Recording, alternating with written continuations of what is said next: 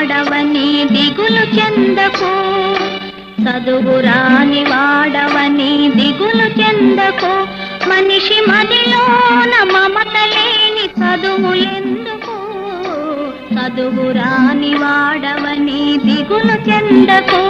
మనిషి మదిలోన మమత లేని చదువులెందుకు, చదువురాని వాడవని దిగులు చెందకు.